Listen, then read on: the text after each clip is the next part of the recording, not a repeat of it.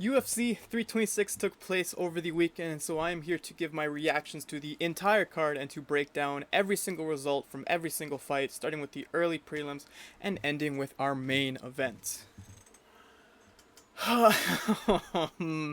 Damn, dude.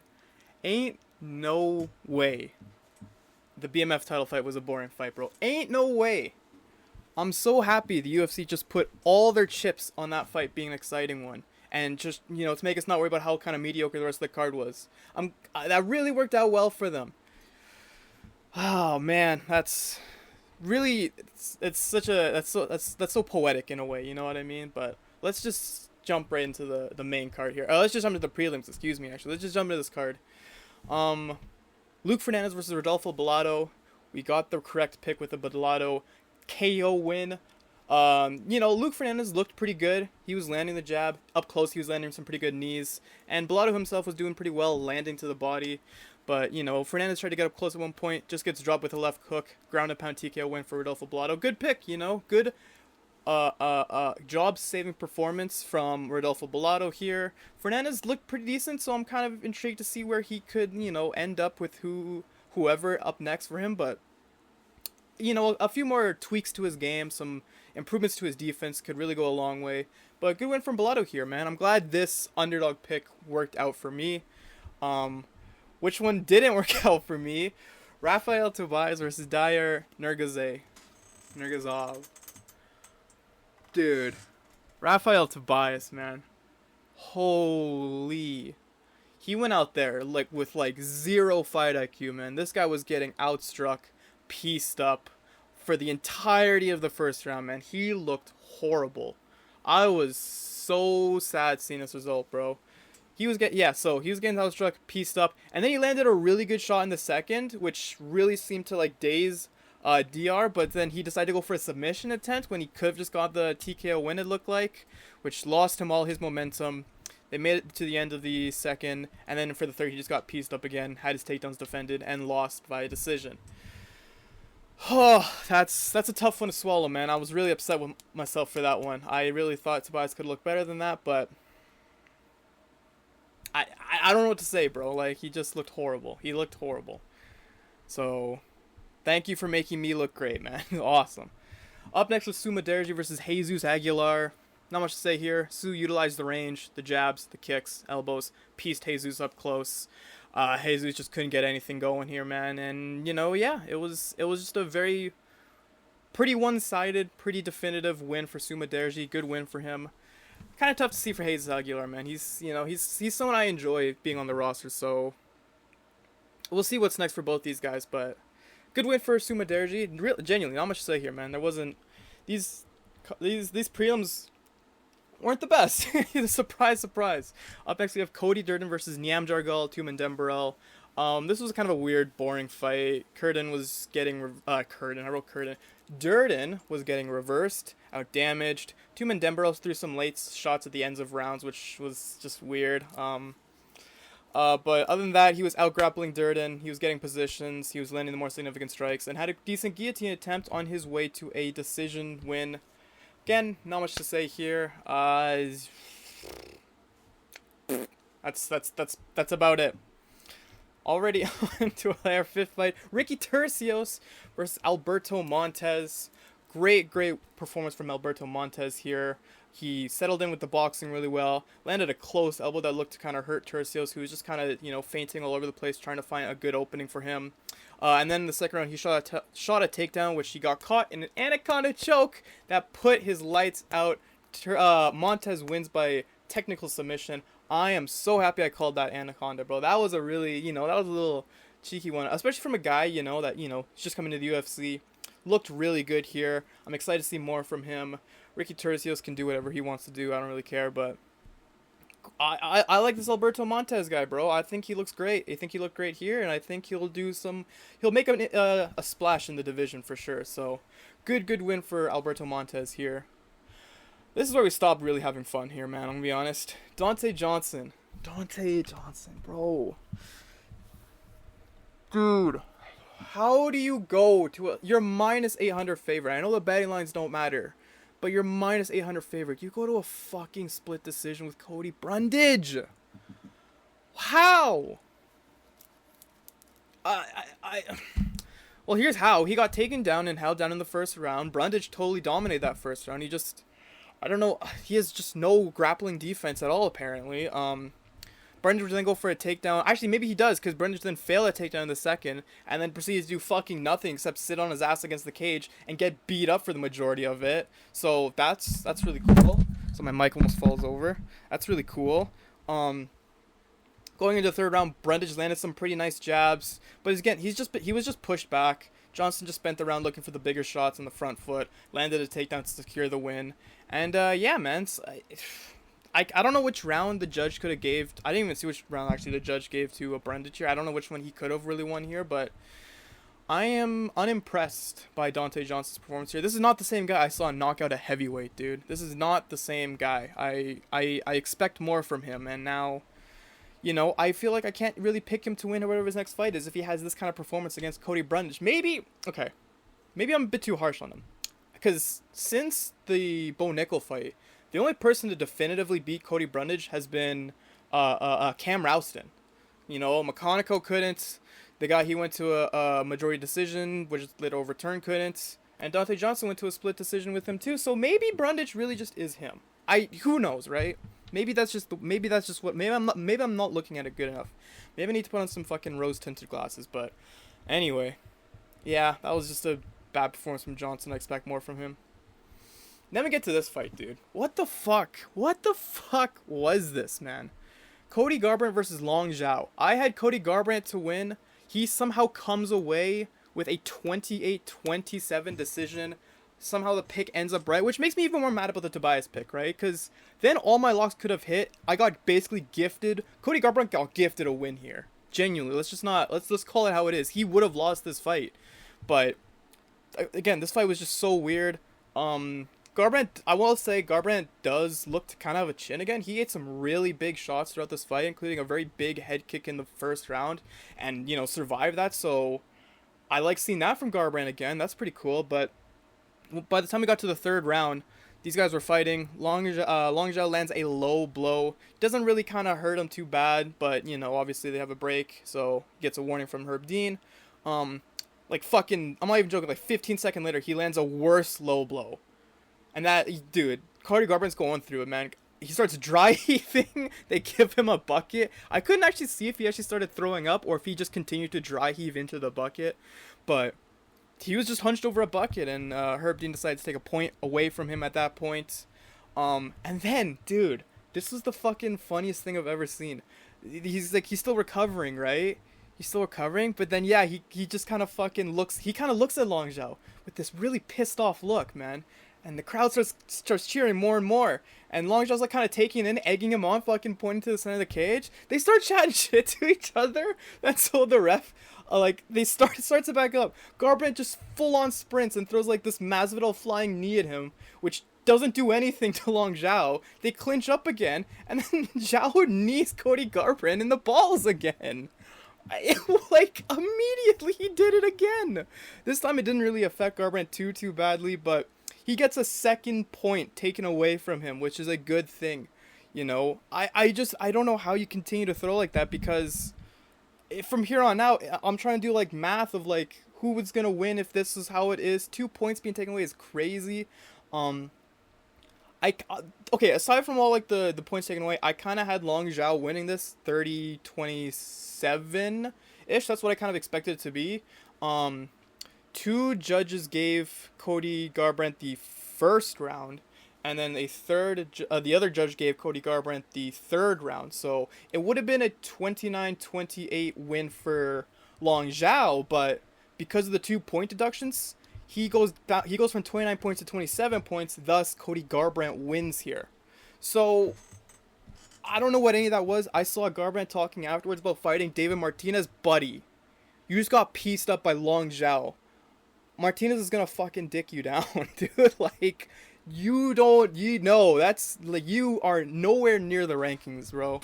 But he does find a way out of this. My prediction somehow ends up correct. I almost don't want to mark this as right, because Garbrandt didn't win this fight. Long Zhao did. He just costed himself the points.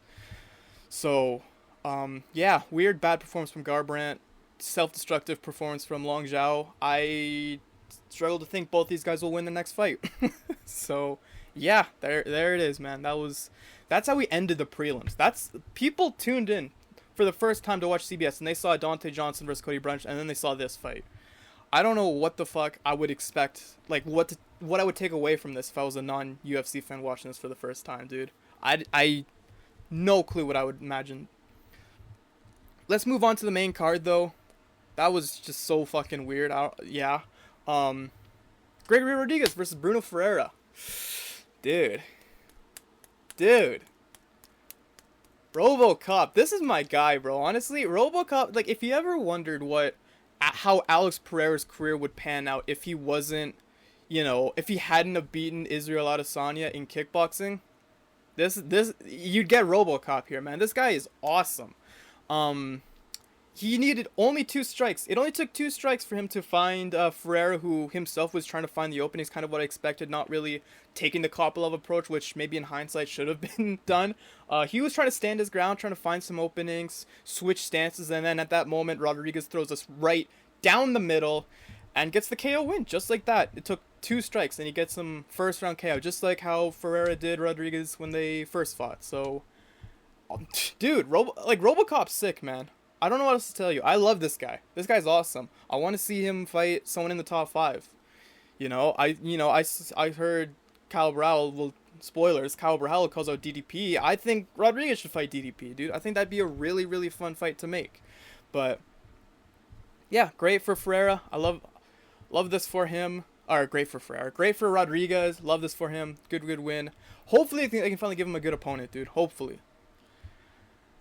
Moving on to our next fight, Drew Dober versus Michael Johnson. Dude. Dude, come on. You already know the jokes, man. I heard he doesn't like those jokes too much. But listen, Drew Dober, for some reason watching this, it's out of love, man. It's very funny to us that you only do it to the fucking minorities. You only do the minorities like this, dude. Johnson was getting the better of the speed throughout the first round. He was piecing him up. He was landing the straight left. Check hook was working really well for him. But then when we got to the second round, Dober was kind of starting to make it a bit scrappier, a bit dirtier. He was kind of finding the combinations, figuring Johnson out. And then at one point in the second, he just gets a fucking one that just lands super solidly. And Michael Johnson just can never just be TKO'd, right? He can never just get like wobbled back up to the cage and kind of crumble, right? He always just has to be fucking like just face all scrunched up, like arms out, dude. He can never just go like quietly. Like it always has to be so brutal and so tough to watch. But regardless, Drew Dober gets the win here. This was a good win for Drew Dober, man. Like he was like looking at the Kyle Prepelic fight and how much he kind of struggled there. It's good to see him get a win over Michael Johnson, who is still like, he still has something to him, right? Johnson is still a decent win even at this point in his career, so to see him kind of bounce back from that is good for him. Michael Johnson, that's tough, buddy. I don't know what to say. I don't know what to say for him, man. It's just that was rough. That was a rough one to watch, dude. But still, good for Drew Dober, man. Good for Drew Dober. It's at this point in the card, things started to get less fun. Rob Font versus Raul Rosas Jr. Oh my god. Keep in mind too, by the way, I am like 8-1 in my predictions. So I'm just thinking like, dude, I know these ones are probably gonna go to decision, but like if they go my way, if they go the way I think they're going to, we're fucking golden, right? We are golden on predictions. This guy, Rob Font. This fucking guy, Rob Font. Gene Matsumoto is not a good grappler. That's my biggest takeaway from this fight. Gene Matsumoto should not be grappling anyone, because Rob Font couldn't defend a single leg takedown. He couldn't defend a single leg takedown, not one.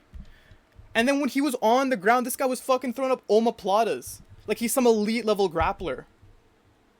Why are you doing that against Raul Rosas Jr.? Why would you do that? Is this like a pride thing? You can't let a guy 17 younger than you fucking just control you, so you're going to try to throw up submissions? What are you doing? Why would you do that? From the bottom, throwing up omoplatas, stayed on bottoms, and then even when they were on the feet, the shots he threw were just so slow. He kept getting taken down and trying to out-grapple Rosas, which is just A negative fight IQ, man. I don't know how a veteran like Rob Font is fighting like this, dude. I I don't know. I don't know what to say about this performance from him, man. Rosas did very little on top too. No ground and pound, no submission attempts, just laid on him like he always fucking does, you know. And I can't even blame him because, like, I can't blame him because he didn't do anything exciting at all to even just, like, go for a finish. He just fucking lays on a guy like he always does. Like he did in the Vince Morales fight. Like he did in fucking every other fight he wins by fucking grappling. I just question the game plan from Rob Font here to stay on the ground with him and not try to find ways out of it. Like, I rate Rose's striking as better than, like, most people say, but it's not that good that you can't, beat it. I just don't get it, man. I don't get it. In terms of Rosas, he did, like, to be fair, it was a good win for him, a big name win for him finally. He's gonna get ranked now. I think I do see him kind of causing a few problems for some of these guys at the top bantamweights, man. Like, yeah, I think he's gonna cause problems for some of these guys. Not like a Merab or Umar, obviously, but like, there are guys in the top 10 I'd probably pick Rosas to beat. Like, Lord knows he's never going to fight Sean O'Malley, so the UFC's never going to make up that pairing, so I wouldn't worry about that one, but yeah, sure, good win for Rosas. He threw like 10 significant strikes, but good win for Rosas here.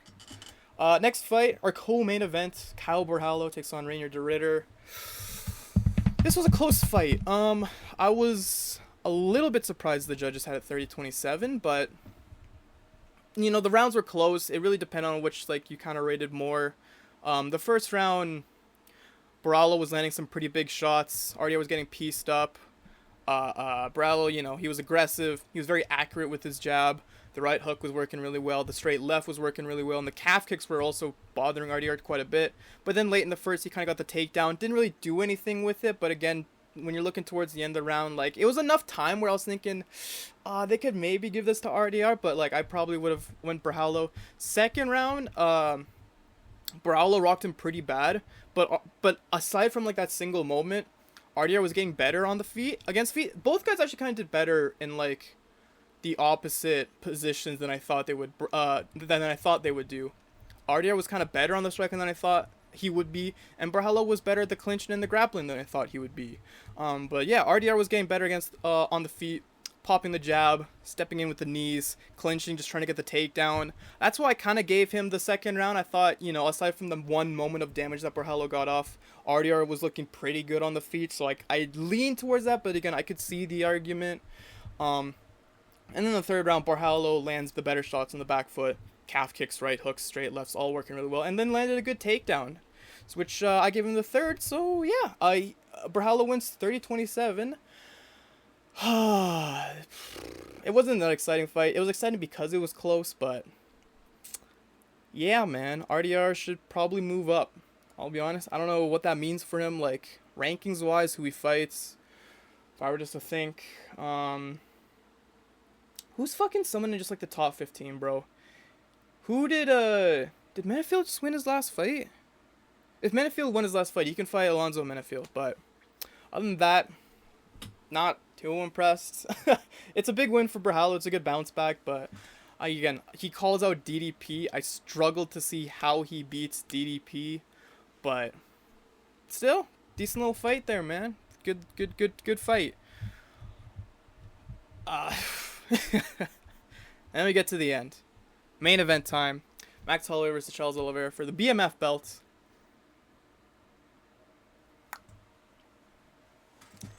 Alright, so Charles did everything I said he had to do to win. He applied the pressure to back Max up to the cage, got the body lock takedowns, and takes the back. Max did do well to defend the submissions.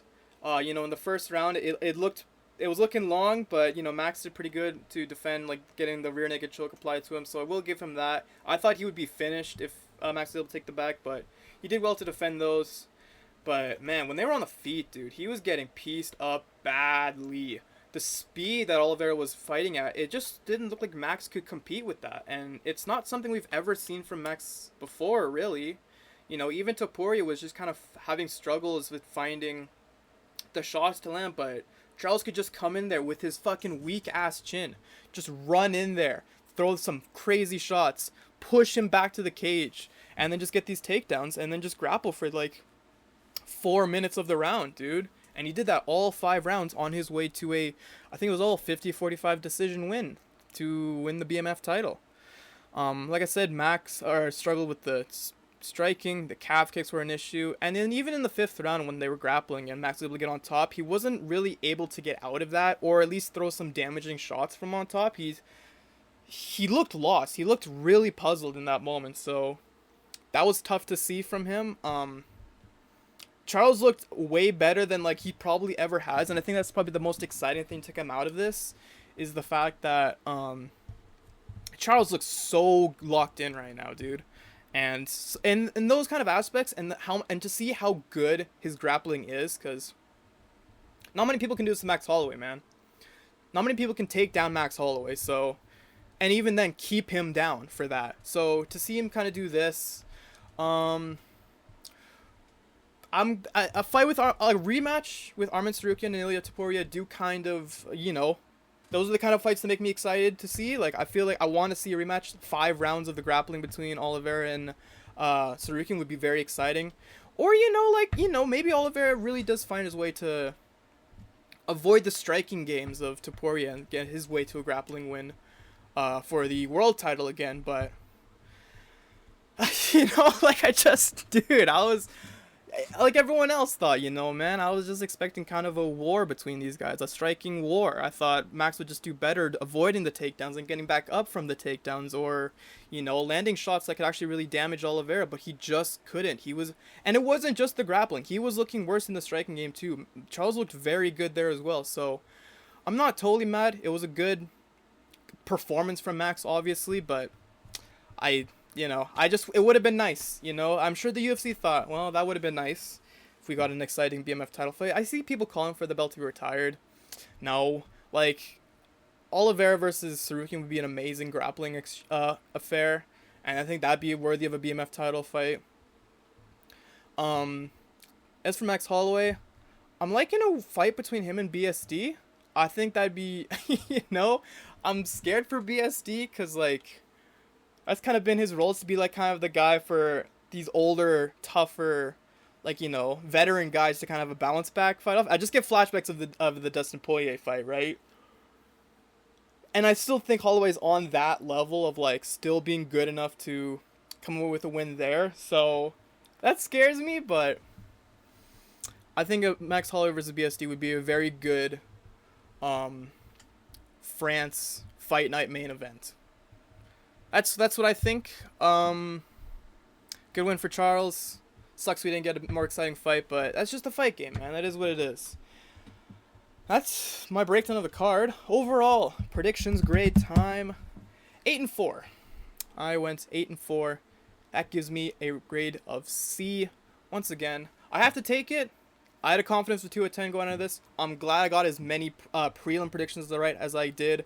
Swept the normal prelims, so for what that's worth, I'll take that. But I was 8-1, dude. I just fell off at the very end like I'm Oho. God damn it, man. Overall, this card, I'm gonna give it 2 out of 5. We are on a fucking losing streak of card quality right now, man. And it's so funny. It just happens at the start of the Paramount era. It's just this slow of a start. I went back and looked at some of the other grades I would have given the past cards that I've covered.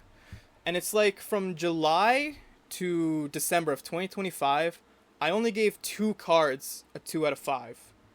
So far, this year in 2026, across 6 cards, I've given 3 a 2 out of 5. I upgraded the UFC Mexico card to a 3 out of 5 after more consideration. So, yeah,